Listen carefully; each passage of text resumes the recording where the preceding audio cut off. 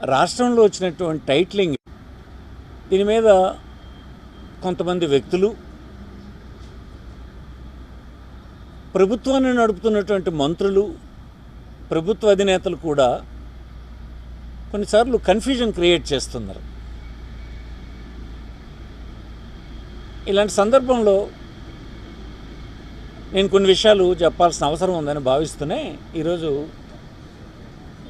Media ముందు మాట్లాడాలనుకుంటున్నా.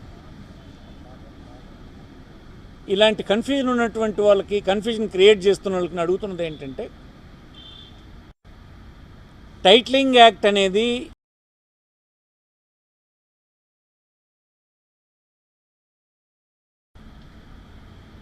ఎవరి initiation వలన వచ్చింది? ఇది నా క్వశ్చన్.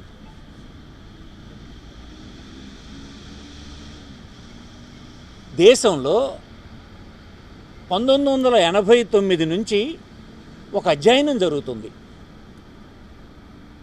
అధ్యయనం సారాంశం ఏంటి? ఈ దేశంలో స్పష్టమైనటువంటి టైటిల్ ఇచ్చేటువంటి చట్టం లేనందువలన దేశంలో అనేకమైనటువంటి సమస్యలు ఉత్పన్నమవుతున్నాయి. దేశ అభివృద్ధికి ఇన్వెస్ట్మెంట్ కూడా తీసుకురావడం కష్టమవుతుంది. ఇతర దేశాల నుంచి ఈ దేశంలో పెట్టుబడి పెట్టాలనుకున్న పారిశ్రామికవేత్తలు కూడా ఇబ్బంది పడుతూ ఉన్నారు. ఈనాటి వరకు దేశంలో ఉండేటువంటి రెవెన్యూ చట్టం ఏంటి? Presumptive act. అంటే నీకు ఈ భూమి కలిగి ఉన్నావు అన్నటువంటి ప్రిజంప్షనే తప్ప టైటిల్ నీకే ఉందని స్పష్టంగా చెప్పేటువంటి యాక్ట్ దేశంలో లేదు. లేకపోవడం వల్ల కేంద్ర ప్రభుత్వం గడిచిన 40 సంవత్సరాల నుంచి అధ్యయనం చేస్తుంది ఏం చేయాలి అని. దానికి ఒక కమిషన్ను వేశారు, మధ్యన అనేక రిపోర్ట్లు తెప్పించారు. ప్రపంచంలో ఇతర దేశాలు టైటిలింగ్ యాక్ట్ తెచ్చినటువంటి విధానాన్ని అధ్యయనం చేశారు. ఫైనల్గా బీజేపీ ప్రభుత్వం నీతి ఆయోగ్కి రిఫర్ చేసింది. ఈ అన్ని అధ్యయనాల తరువాత నీతి ఆయోగ్ ఒక డ్రాఫ్ట్ తయారు చేసింది. అదే టైటిలింగ్ యాక్ట్ డ్రాఫ్ట్. అయితే కేంద్ర ప్రభుత్వం ఎందుకు చట్టం చేయలేదు? ఎందుకు చేయలేదంటే, భూమి అనేటువంటి వ్యవహారం రాష్ట్ర ప్రభుత్వ జాబితాలో ఉంది కనుక భూమికి సంబంధించినటువంటి చట్టాలు శాసనసభలు చేయాలి. దేశంలో ఉన్న అన్ని శాసనసభలకు ఈ డ్రాఫ్ట్ని మీరు చట్టం కింద చేయండి అని చెప్పి రాష్ట్రాలకు పంపించడం జరిగింది. అంటే ఈ రాష్ట్రానికి వచ్చినటువంటి చట్టం డ్రాఫ్టు ఎవరి వద్ద నుంచి వచ్చింది? ఫైనల్గా నాడు నేడు ఉన్నటువంటి బీజేపీ ప్రభుత్వం, మోడీ ఆధ్వర్యంలో ఉన్నటువంటి ప్రభుత్వం ఈ చట్టం తీసుకొచ్చింది దేశ ప్రయోజనం కోసం, దేశంలో అభివృద్ధి కోసం, దేశంలో ఉండేటువంటి భూమి గల వాళ్ళ హక్కుల్ని రక్షించడానికి కోసం, ఈ దేశంలో గ్రామాల్లో ఉండేటువంటి వివాదాలకు కారణమైనటువంటి ప్రశాంతమైన జీవనం సాగడం కోసం, దశాబ్దాల తరబడి కోట్లలో నలిగిపోతున్నటువంటి భూమి హక్కుదారులకు రక్షణ కల్పించడానికి కోసం ఈ చట్టం తేవడం జరిగింది. ఈ చట్టం శాసనసభలో అప్రూవల్ అయింది. ఆనాడు కూడా తెలుగుదేశం పార్టీ శాసనసభ్యులు కూడా ఉన్నారు శాసనసభలో. మీరు చట్టం చూడలేదు ఆ రోజు? ఎందుకు శాసనసభలో మీరు దాన్ని బహిష్కరించలేదు? ఆనాడు చట్టం చేయబడదంటే ఆ చట్టాన్ని అంగీకరించిన మీరందరూ కూడా దొంగలే కదా. అలాగైతే మీరు చెప్పిన ప్రకారం దొంగలే అవుతారు మీరు. అసలు రాష్ట్ర ప్రభుత్వం ఏంటి? ప్రధానమంత్రి దొంగ అవ్వాలి. అలాగైతే భూములు కొట్టేయడానికి చట్టం తెచ్చారని మీలాంటి వాళ్ళు, ఒక ముఖ్యమంత్రి, ఒక క్యాబినెట్లో ఉన్నటువంటి వ్యక్తులు మాట్లాడితే అర్థం ఉందా దేనికి? ఏమైనా మీరు చట్టాన్ని చూసే మాట్లాడుతున్నారా? తెలియక మాట్లాడుతున్నారా? మోసగించడానికి మాట్లాడుతున్నారా? మీకు మీరు ఒక్కసారి చెప్పుకోండి. ప్రభుత్వంలో ఉండేటువంటి వ్యక్తి ఒక చట్టం గురించి ఇలా మాట్లాడొచ్చా? నేను అడుగుతున్నాను మిమ్మల్ని. దేశంలో ఒకరి ఆస్తి ఇంకొకరు లాగేసుకోవడానికి మన తాలూకు రాజ్యాంగం అసలు అనుమతిస్తుందా? పాస్బుక్ మీద బొమ్మ ఉంటే భూమి లాగేసుకుంటారని ఒక క్యాబినెట్ మంత్రి చెప్తుంటే ఈ రాష్ట్రంలో ఉండే విజ్ఞానవంతులందరూ ఏమైపోయినట్టు? ఈ రాష్ట్రంలో ఉండేటువంటి న్యాయవాదులంతా ఏమైపోయినట్టు? ఈ రాష్ట్రంలో చట్టం తెలిసినటువంటి చైతన్యవంతులంతా ఏమైపోయినట్టు? ఒక రాష్ట్ర ప్రభుత్వం ప్రజల్ని ఇలా తప్పుదారి పట్టించే ప్రయత్నం చేయొచ్చా? ఒక క్యాబినెట్లో ఉండేటువంటి వ్యక్తి ఇలా మాట్లాడొచ్చా? విజ్ఞులైనటువంటి పౌరులు ఆలోచించాలని మీకు ఆలోచిస్తుంది. ఈవేళ ఏమైపోయిందని కాదు. రాజకీయ పార్టీలంటే ప్రజల్ని చైతన్యవంతులను చేయాలి, వాస్తవాల వైపు నడిపించేటువంటి పని చేయాలి. అది మన బాధ్యత. దానికోసమే రాజకీయ పార్టీలు ఉంటాయి. ప్రజల తాలూ జీవన ప్రమాణాలు పెంచడానికి పనిచేస్తూ ఉండాలి. బెటర్ సొసైటీ నిర్మాణానికి ప్రయత్నం చేయాలి. మీరు ఏ దిశలో పని చేస్తున్నారు? ప్రధానమంత్రి ఈనాడు కేంద్ర ప్రభుత్వంలో ఉన్నటువంటి ప్రభుత్వంతో మీరు కలిసి పోటీ చేసినటువంటి ప్రభుత్వం తెచ్చినటువంటి చట్టాన్ని ఇంకొక చోట ఆ చట్టం దొంగది, భూములు లాక్కోవడానికని చెప్తున్నారు. అసలు నిజంగా మీరు ఏ స్థితిలో ఉన్నారో, ఏ పరిస్థితుల్లో ఉన్నారో మీరు అర్థం చేసుకోండి. అసలు ప్రజలకు ఎందుకు చెప్పడం అయ్యా? మీరు ప్రధానమంత్రిని అడగండి, ఈ చట్టాన్ని డ్రాప్ చేసేద్దాం దేశంలో అని చెప్పండి. నీతి ఆయోగ్ ఇచ్చినటువంటి డ్రాఫ్ట్ అనేది దొంగ డ్రాఫ్టు, ప్రజల ఆస్తుల్ని కొట్టేయడానికి ఉపయోగపడే డ్రాఫ్ట్ అని చెప్పండి. మీరు చెప్పగలరా? ఖండించగలరా? ప్రధానమంత్రి చట్టం తేవడం తప్పని మీ ముఖ్యమంత్రి చెప్పగలరా? చెప్పలేడు. ఎవరికి చెప్తున్నారు? అమాయకులైనటువంటి ప్రజలకు చెప్తున్నారు. ఏ అమాయకులైనటువంటి వినియోగదారుల్ని చైతన్యపరచాలో, ఎవరి బెటర్మెంట్ కోసం పని చేయాలో వారిని మరింత తొక్కిపెట్టే పని మీరు చేస్తున్నారు. కరెక్ట్ కాదు కదా. ఇంకో మంత్రి నేను చెప్తాడు, సర్వే స్టోన్ పైన జగన్మోహన్ రెడ్డి బొమ్మ ఉంది, ఆ భూములు దొబ్బేయాలనుకుంటున్నారు. ఏమిటి మీ మాటలు? సర్వే స్టోన్ మీద ఒక రాయి మీద బొమ్మ ఉన్నంత మాత్రాన భూములు కొట్టేయడానికి అవకాశం ఉందా? ఎందుకు ఆనాడు ఒక బొమ్మ వేశారు అంటే, వేస్తే మీకు అది అబ్జెక్షన్ కావచ్చు, కానీ ప్రభుత్వం తాలూగా ఇదేమిటి ఆలోచన ఏంటి? 100 సంవత్సరాలుగా సర్వే జరగలేదు అంటే, మన ప్రజల చేత ఎన్నుకోబడిన ప్రభుత్వాలు, మనకు స్వాతంత్రం లభించిన తర్వాత వచ్చినటువంటి ప్రభుత్వాలు ఏవి కూడా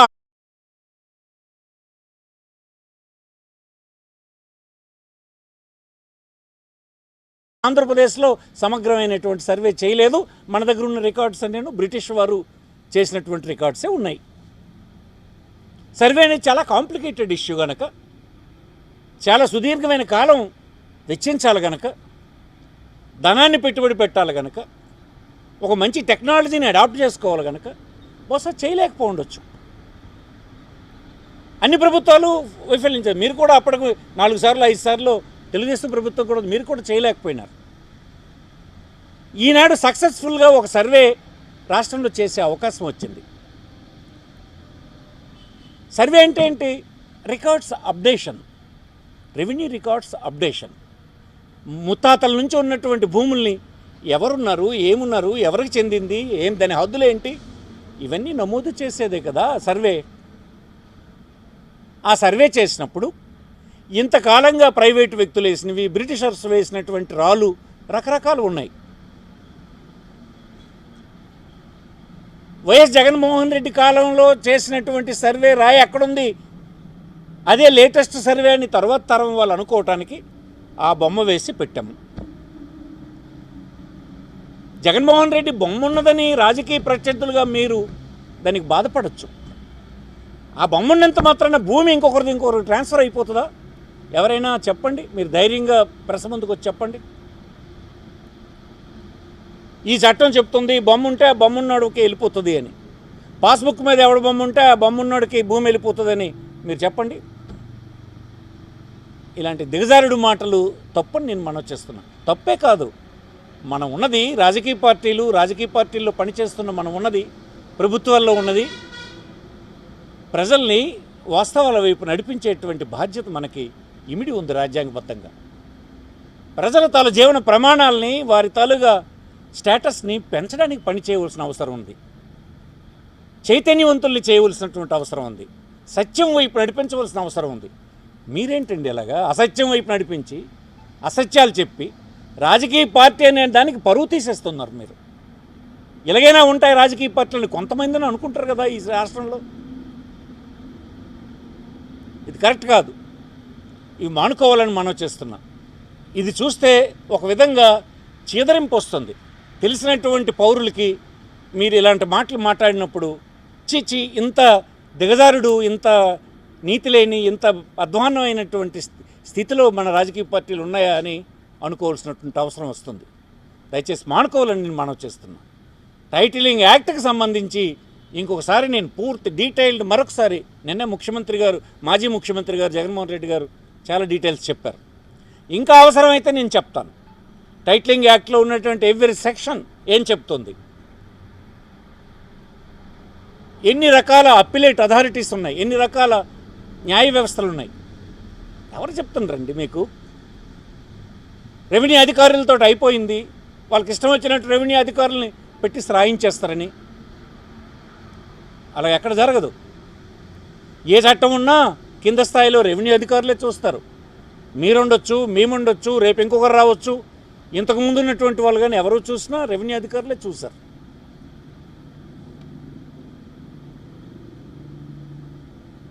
ట్రిబ్యునల్, అప్పిలేట్ అథారిటీ ఇవన్నిటిని కంప్లీట్ అయిపోయిన తర్వాత హైకోర్టు ఉంటుంది. అది కూడా ఫెయిర్ రికార్డులో రికార్డ్ అయినటువంటి అంశాల మీద ఎక్కడ వివాదం రాదు. ఎందుకంటే భూమిపైన ల్యాండ్ పార్సిల్ మ్యాప్ తయారు చేసిన తర్వాత మాత్రమే రిజిస్ట్రేషన్స్ అయ్యి ఆటోమేటిక్గా మ్యుటేషన్ అయ్యేటువంటి కార్యక్రమం జరుగుద్ది.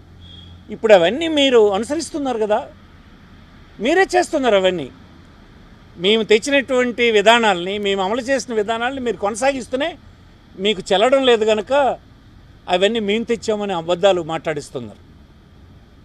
నేడున్నటువంటి ముఖ్యమంత్రి గారు కూడా అతను తెచ్చినట్టు చెప్తున్నాడు. బహుశా అధికారులు అతను కరెక్ట్గా బ్రీఫ్ చేయలేదో, కాకపోతే ఏమీ చేయలేదు నేను అని చెప్పడానికి భయపడి గడచిన ప్రభుత్వం చేసిందని చెప్పడానికి సిగ్గుపడుతూనే అలాగ అబద్ధాలు చెప్తున్నారు. కానీ ఆటోమేటిక్గా మ్యూటేషన్ అనే విధానాన్ని మేము తెచ్చాం. ల్యాండ్ పార్సల్ మ్యాప్లు ఉంటే తప్ప రిజిస్ట్రేషన్ కాకూడదని మేము తెచ్చాం. స్లాట్ విధానం, డిజిటల్ రిజిస్ట్రేషన్స్ ఇవన్నిటిని మేము తెచ్చాం. గ్రామ స్థాయిలో సబ్ రిజిస్టర్ కార్యాలయం విధానాన్ని మేము తెచ్చి అమలు చేశాం. ఎందుకు సర్వే జరగాలి అని అంటే, ఎందుకంత తొందర చేశామనంటే దీంతో ముడిపడి అనేకం ఉన్నాయి. రెవెన్యూలో రెవెన్యూ రికార్డ్స్ అప్డేషన్ అయితే కానీ కొత్త విధానాలను అవలంబించడానికి స్కోప్ తక్కువ ఉంది కనుక తొందరగా చేయాలని చెప్పాం. కొన్ని చోట్ల పొరపాట్లు అయి ఉంటాయి. పొరపాట్లకి మెకానిజం అనేది డిపార్ట్మెంట్లో ఉంది, అదే అనుసరిస్తున్నారు. ఇప్పుడు మీరు చేసినా అదే విధాన్ని అనుసరిస్తున్నారు. పైగా బాధ్యత లేని చేయడం చేస్తున్నారు. పాస్బుక్లు తప్పు అన్నారు. ఏంటి పాస్బుక్లు తప్పు? ఆ మీద ఉన్నటువంటి జగన్మోహన్ రెడ్డి బొమ్మ ఉన్నటువంటి అట్ట తీసేశారు, మీరు ఒక అట్ట తగిలించారు. నవ్వుకుంటున్నారు పాస్బుక్ పుచ్చుకున్న వాళ్ళందరూ, నువ్వు పాత పుస్తకమే ఇదని చెప్పి. నిజం కాదా? మేము వేసినటువంటి సర్వే స్టోన్ మీద జగన్మోహన్ రెడ్డి బొమ్మ తీస్తున్నారు. మీరు ప్రత్యర్థులు కనుక వస్తే మీకు కోపం ఉంటూ ఉండొచ్చు. దానివల్ల భూమి ఏమీ మారిపోదు. ఆ బొమ్మ తెరిపించినంత మాత్రాన భూమి ఏమీ ఇదైపోద్దు. అతనికే ఉంటుంది. ఈ దేశంలో రైట్ టు ప్రాపర్టీ యాక్ట్ అనేటువంటి చట్టం, రాజ్యాంగ చట్టం ఉండగా ఒకరు భూమి ఒకరు అడ్డగోలుగా తీసుకోవడానికి వీలు పడదని మీకు మనవి చేస్తున్నాం. ల్యాండ్ ఎక్విజిషన్ ద్వారా ప్రభుత్వానికి అవసరం ఉన్నా, ఏ సంస్థలకు అవసరం ఉన్నా, ఈ దేశంలో ఉండేటువంటి 13 యాక్ట్ని సమగ్రమైనటువంటి కంపెన్సేషన్ ఇచ్చిన తర్వాత మాత్రమే అందులో ఉన్నటువంటి చాప్టర్స్ అన్నీ సాటిస్ఫై అయితేనే భూమి ఎక్వైర్ చేసే అవకాశం, తీసుకునే అవకాశం లేదు కదా. ఇవి తెలియకుండా మాట్లాడొద్దని మనం చేస్తున్నాం. ఎవరినైనా రాజకీయాల్లో ఉన్నటువంటి వాళ్ళు ఇలా మాట్లాడితే వీళ్ళకి ఏమీ తెలియదని మిగతా వాళ్ళు అనుకుని మనల్ని చిన్నచూపు చూసేటువంటి పరిస్థితి ఉంటుంది. దయచేసి మీకు ప్రయోజనాలు సమకూరుతాయని అబద్ధాలు మాట్లాడితే రాజకీయ నాయకులంతా ఇలాగే ఉన్నారన్నటువంటి అపవాదు రాజకీయాల మీదకి వెళ్తుంది కనుక దయచేసి తెలిసి తెలియని మాటలు కెమెరాల ముందుకు వచ్చి మాట్లాడొద్దని ఈ సందర్భంగా మనం చేస్తున్నాం. నమస్కారం. 22A అనేది ఒక notification. 1908 maybe I may be wrong, date ఖచ్చితంగా లేదు, బ్రిటిషర్స్ తెచ్చినటువంటి ఒక రిజిస్ట్రేషన్ యాక్ట్లో ఉన్నటువంటి ప్రావిజన్ అది ఏంటి 22A. తద్వారా ప్రభుత్వం భూమి ఏమో అనే అనుమానం వచ్చినటువంటి భూముల్ని ఆ నోటిఫికేషన్లో పెడతారు. అది కాదని రుజువు అయితే మళ్ళీ డిలీట్ చేస్తారు, డీనోటిఫై చేస్తారు. ఇది నిరంతరం ఉండేటువంటిదే. ఇంతకుముందు అయితే రెవెన్యూ మినిస్టర్కి ఉండేది, నేనే దాన్ని తీసి కలెక్టర్స్కి ఇచ్చాను. నా హయాంలోనే నేను 22A డిలేషన్ కానీ 22A అప్డేషన్ కానీ ఇవన్నీ రెవెన్యూ మినిస్టర్ స్థాయిలో ఉండేవి. అన్ని జిల్లాల నుంచి కేంద్రానికి రాష్ట్ర ప్రభుత్వ హెడ్ క్వార్టర్స్కి రావడం, మినిస్టర్కి ఫైల్ సర్క్యులేట్ అవ్వడం, డెసిషన్స్ తీసుకోవడం ఎందుకని చెప్పి అవి కలెక్టర్స్కి అధికారాన్ని బదలాయించినాం. ఆ చట్టం కింద అధికారం బదలాయించేది ప్రభుత్వానికి ఉంది, అది బదలాయించాము. ఇప్పుడు అవి చేస్తామంటున్నారు, చేయండి. అది ప్రభుత్వంలో ఉండే అధికారులే పెట్టారు. అది బహుశా అది ప్రభుత్వానికి ఇంట్రెస్ట్ ఉన్నటువంటి భూమి కాదని తేలిపోతే తీసేయండి. అది నిరంతరం జరిగే ఒక ప్రక్రియ. అందుకోసం ఏ ప్రభుత్వం ఉన్నా ఇవి చేయాల్సిందే. చేసి అనవసరంగా పూర్తి హక్కులు కలిగినటువంటి భూములు ఏవైతే 22A నోటిఫికేషన్ కింద నోటిఫై చేశారో వెంటనే డిలీట్ చేయండి, తప్పది. ఇతర ఆస్తులను అలా చేయడం ప్రభుత్వాలు ఆ పని చేయకూడదు. ఎవరో వ్యక్తులు చేస్తే వేరే విషయం, ప్రభుత్వాలే అలాంటి పనులు చేయడం అనేది తప్పనేది నా అభిప్రాయం. ఇప్పటికైనా అవి తొందరగా మీరు చేస్తే సంతోషం అని మనం చేస్తుంది. చట్టం అది ఇంకా డీటెయిల్గా మాట్లాడుతుంది. అలాగే నిన్నే ముఖ్యమంత్రి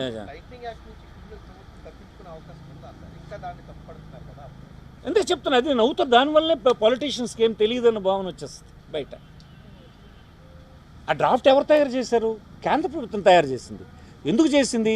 ఈ దేశంలో భూమికి టైటిల్ అనేది లేదు, ప్రిజంప్టివ్ టైటిల్ మాత్రమే ఉంది మనకి ఇప్పటి వరకు ఈ దేశంలో ఉండేటువంటి రెవెన్యూ చట్టాలు. చట్టం నీదేమో అని అనుకోవడమే తప్ప, కానీ నీది అని ఖచ్చితంగా చెప్పగలిసినటువంటి చట్టం మన దగ్గర లేదు. ఆ చట్టం తేవడానికి కోసమే ఈ ఎక్సర్సైజ్. కేంద్ర ప్రభుత్వం ఎందుకు చేయలేదని అంటే, కేంద్ర ప్రభుత్వం దగ్గర భూమి అనేది లేదు, చట్టం రాష్ట్ర ప్రభుత్వం దగ్గర ఉంది. అందుకోసం భూ చట్టం అనేది రాష్ట్రం చేయాలి.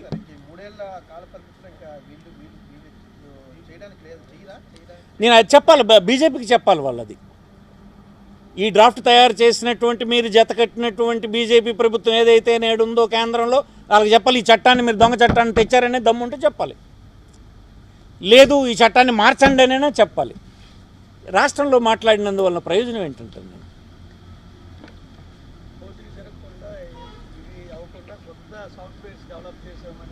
సాఫ్ట్వేర్ ఏంటండి, మనం ఏం తయారు చేసి చట్టం ఏది అప్రూవ్ చేస్తే అది సాఫ్ట్వేర్ వస్తుంది దాంట్లో.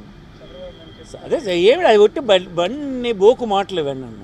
చట్టం ఏంటి, ఏ చట్టం శాసనసభ అప్రూవ్ చేస్తే దానికి కావాల్సిన సాఫ్ట్వేర్ వస్తుంది. ఇవన్నీ కన్ఫ్యూజ్ చేసి ఏదో మేము పెద్ద మేధావులని చెప్పడానికి కోసం చేసే ప్రయత్నం. సింపుల్, నేను అడుగుతుంది ఒకటే, ప్రధానమంత్రిని మీరు తప్పట్టగలరా? నీతి ఆయోగ్ని మీరు తప్పట్టగలరా? ఈ చట్టాన్ని మార్చమని మీరు దమ్ముంటే చెప్పగలరా? అది చేయకుండా ఇవన్నీ ఎందుకంటారు? ఈ డ్రాఫ్ట్ ఏమైనా రాష్ట్ర ప్రభుత్వం తయారు చేసిందా అనే కాదు, తెలుసు వాళ్ళకి అవన్నీ. అమాయకమైనటువంటి రైతాంగాన్ని నచ్చజెప్పి ఓట్లు వేయించుకునే కార్యక్రమం తెలియదని నేను అనుకోను. తెలియదండి, మామూలు సాధారణమైన అడ్వకేట్కి తెలుసు. అది ఈ అడ్వకేట్స్కి ఒక ఆవేదన ఉంది. ఆవేదన ఏంటంటే, కింది స్థాయి కోర్టుల్లో మరి వాయిద్యాలకి అవకాశం లేనటువంటి చట్టం వచ్చేస్తుంది, మనకు సంబంధించి వర్క్ లోడ్ అనేది లేకుండా అయిపోతుంది అన్నటువంటి బాధన ఉంది. ఇవాళ చాలా కోర్టుల్లో ఉండేటువంటి వివాదాలు, అసలు దేశంలో ఉండే వివాదాల్లో 68% భూమికి రిలేటెడ్. అవి ఎక్కడ ఉన్నట్టు కింద కోర్టుల్లోనే చాలా ఎక్కువ ఉన్నాయి. అవి లేకుండా అయిపోతాయి అన్నది, అలిటిగేషన్ లేకపోతే మా వృత్తి సంగతి ఏంటన్నటువంటి ఆవేదన వాళ్ళకు ఉంటే ఉండొచ్చు. నేనేం వాళ్ళని తప్పు పట్టడం లేదు. దానికి ఇంకో మార్గం చూద్దాం. కానీ దేశ ప్రయోజనాల కోసం ఒక ప్రభుత్వం తెచ్చినటువంటి, మేధావులు తెచ్చినటువంటి చట్టాన్ని వ్యతిరేకించడం అనేది రాజకీయ పార్టీగా తప్పది. 89 నుంచి ఈ వేలంతా 2012కి వాళ్ళు డ్రాఫ్ట్ ఇచ్చారంటే ఎన్ని సంవత్సరాలు? 5-20, అవతల 20, 42 సంవత్సరాలు దగ్గర అధ్యయనం జరిగినటువంటి ఒక విషయం. మధ్యన వాద్వా అనేటువంటి ఒక కమిషన్ వచ్చింది, కమిషన్ నివేదిక ఇచ్చింది, అనేక మంది మేధావులు తిరిగారు. ప్రపంచంలో అనేక దేశాలు ఈ చట్టాన్ని ఎప్పుడే తెచ్చేసాయి. ఈ చట్టాన్ని అనేక దేశాలు ఎప్పుడే తెచ్చేసాయి. భారతదేశంలో టైటిల్ ఇచ్చే చట్టం లేదంటే నవ్వుతున్నారు ప్రపంచంలో అందరూ. ఐదవ ఎకానమీ కలిగినటువంటి దేశంగా ప్రపంచంలో ఎదుగుతున్న భారతదేశంలో టైటిల్ ఇచ్చే చట్టం ఈ వేళకు లేదని అంటే నవ్వుతున్నారు అందరూ. కన్క్లూజివ్ టైటిల్, ప్రిజంప్టివ్ టైటిల్, రెండు రకాలు. ప్రిజంప్టివ్ అంటే కేవలం ఊహించుకుని నీకు ఉంటుందిలేని, ఖచ్చితంగా నీకు చెప్పరు. రేపు కన్ఫర్మేటివ్ టైటిల్ ఇచ్చినప్పుడు, ఆ టైటిల్ నేను ఆ భూమి నీకు అమ్మినప్పుడు ప్రభుత్వ రికార్డ్స్ ప్రకారం నువ్వు అది కొనుక్కున్నావు. అది కానీ రేపు దొంగదేని తేలితే ప్రభుత్వం కాంపెన్సేషన్ నీకు పే చేయాలి. ఎంత సెక్యూరిటీ అది? నువ్వెక్కడ కూడా ఏ భూమి కొనుక్కున్నా నీకు ట్రాన్స్ఫర్ అయిన తర్వాత అది చెల్లదు అని వస్తే మనీ ఆడివ్వడం కాదు, ప్రభుత్వం నీకు డబ్బిచ్చుకోవాల్సిన అవసరం వస్తుంది. అంత పర్ఫెక్ట్ సిస్టమ్ వస్తుంటే అది ఆహ్వానించడం మానేసి రాజకీయ ప్రయోజనం కోసం తప్పు మాటలు చెప్పి ఇప్పుడు కూడా ఇంకా మాట్లాడుతుంటే ఎలాగా రాజకీయాల్లో ప్రయోజనం పొందినారు. దురదృష్టం మన ఇల్లిటరేట్ సమాజం మన ఉంది కనుక అందులో పడిపోయినారు తెలియక. ఇంక ఇప్పుడు కూడా అదే మాటలు ఒక క్యాబినెట్ మంత్రి నిన్న వచ్చి ఆ బొమ్మ ఉంది దొబ్బేస్తాడు జగన్మోహన్ రెడ్డి అని అంటే నీకు తెలుసు కదా, తెలిసే చెప్తున్నావు.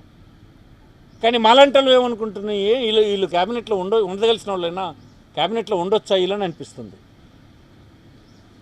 రాజకీయ పార్టీలు బేసికల్లీ ఒక స్వచ్ఛంద సేవా సంస్థలు లాంటివి.